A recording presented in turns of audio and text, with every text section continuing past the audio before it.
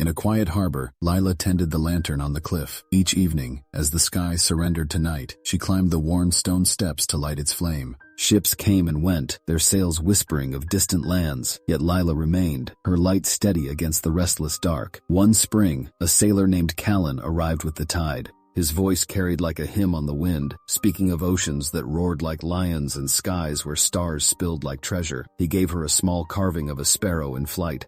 "For the keeper of the flame," he said. Summer lingered as if reluctant to end, and Callan stayed, filling the quiet spaces of Lila's life. Yet as autumn painted the leaves gold, his gaze began to drift toward the horizon. "The sea calls," he said one evening. "You understand, don't you?" Lila nodded, though her heart ached. That night she climbed the steps alone, her hands steady as she lit the lantern. "The sea is vast," she whispered to the flame.